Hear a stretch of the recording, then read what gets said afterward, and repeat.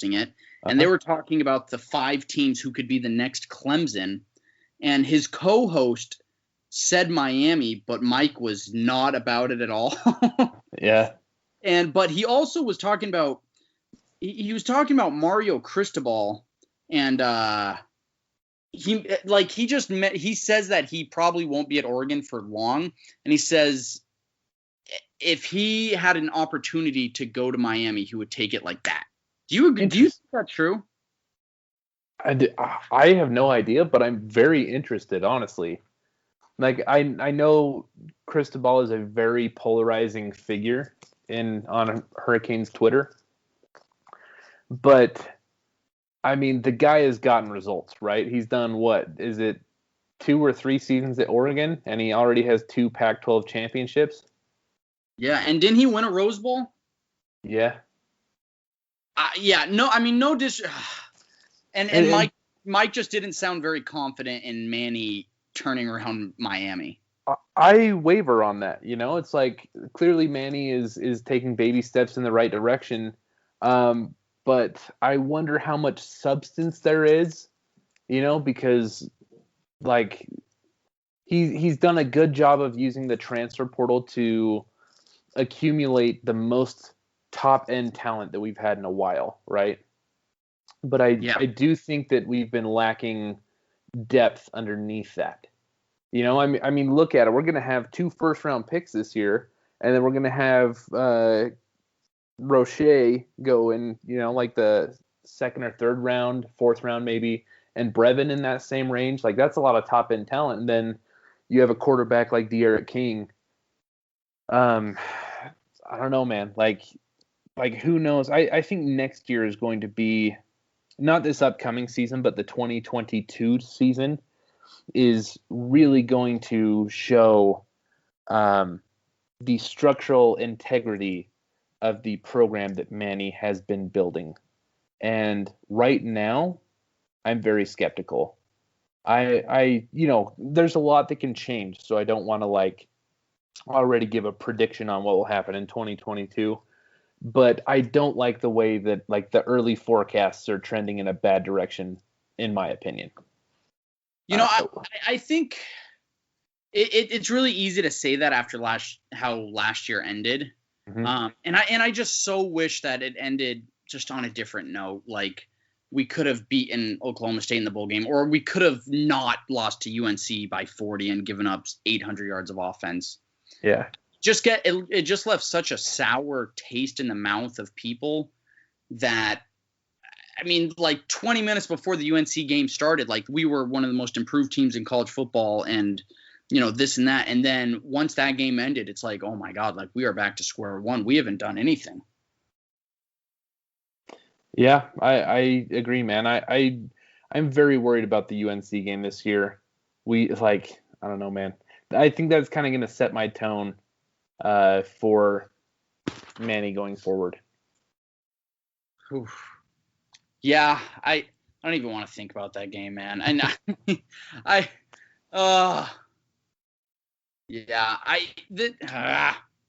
wonder who's going to be ranked higher heading into the season. I feel like it's going to be UNC just because of Mac Brown and Sam Howell. But when you think about it, it should be. It should be, but honestly, in my opinion, Miami might have more all-around talent than UNC. Yeah, I think certainly on the offensive side of the ball. Their running backs, they lost their best receivers, they lost their best linebacker. Miami has a pretty solid secondary. We have a really good tight end. We have a really good trio at running backs. We also have De'Aaron King.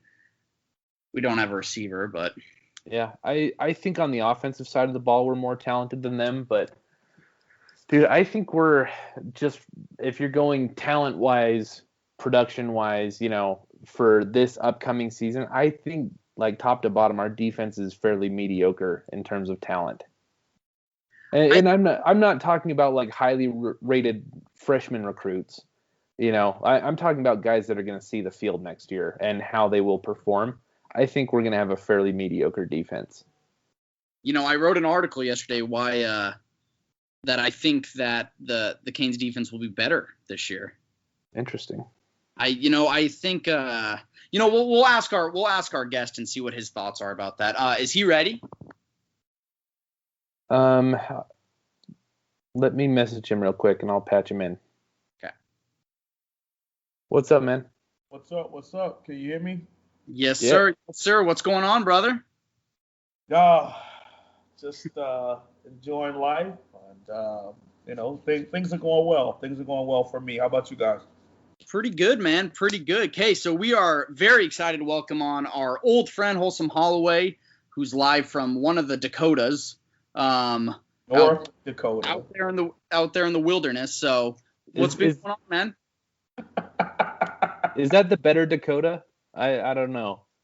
Yes, and we're not just one. We're the Dakotas, and then the best one is North.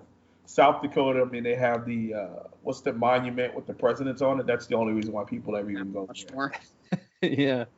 I got to be honest, I've never been to either of those. You'd think that like living in Salt Lake, I would have like made the drive, but it's still like a 15-hour drive. Yeah. I would wonder, man, because you're so how do I say this? Adventurous. Yeah. Into different weird avenues. So I'm surprised you didn't swing by. And you're a Broward guy, so I think you would fit in really well here. I got a fun fact about North Dakota. The capital city is Bismarck, North Dakota, which is actually named after, when it was named, they named it after the like sitting chancellor of Germany, Otto von Bismarck, and it was like a slight to the American government. So that's kind of fun. That is kind of fun. Okay. Yeah.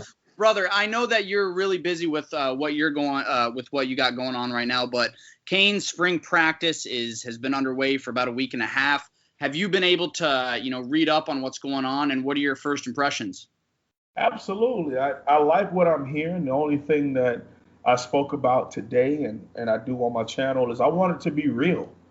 Whatever we're getting spewed, I need that to be factual towards the end here. It's early on. There's a lot of things being laid down. There's some injuries that are a little up and down, but we want to be able to get it to the point where, our young men are being developed at a high level. They trust whatever's being given to them. They're putting in the hard work necessary to be elite, not just necessary to have a scholarship at the University of Miami, because that's what a lot of them have been doing up until this point. If you only go to the weight room and do what Coach Philly and his staff ask you to do, you're only doing what's required to be here at Miami. We just talked about it a while ago, Marsh, a couple months ago when you were on there. I mean, Mike Harley talked about hard work for the first time staying out there using a jug machine.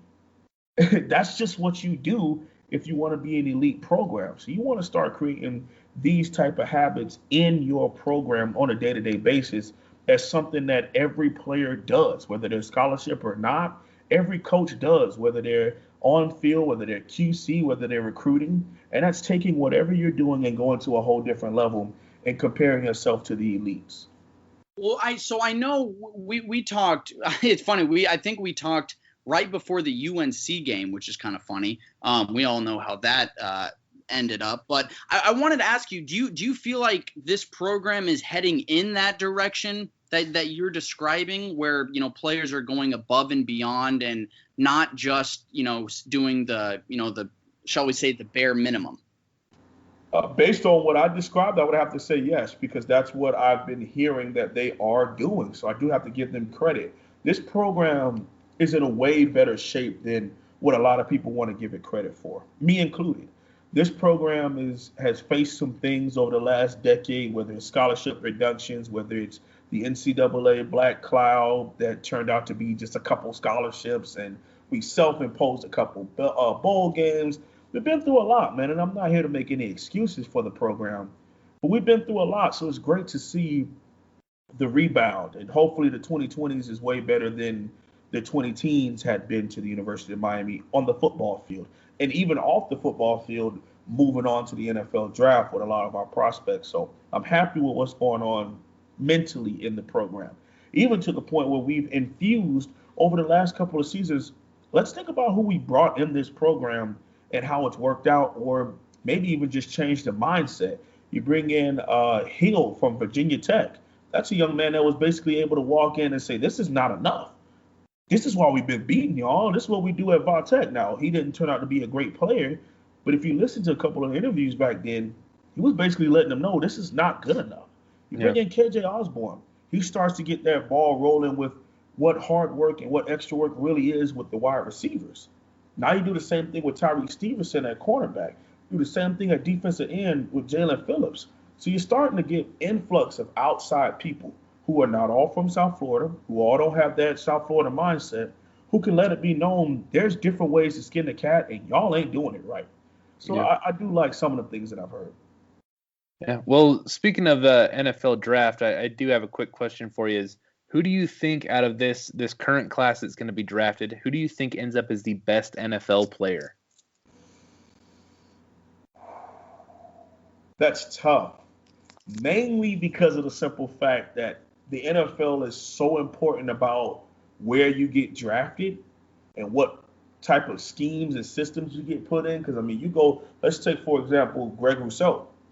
He's really reshaped his body. And if he goes to a 3-4 team, they may force him to play the 4-eye. And so his stats won't be much because he's basically taking on blocks.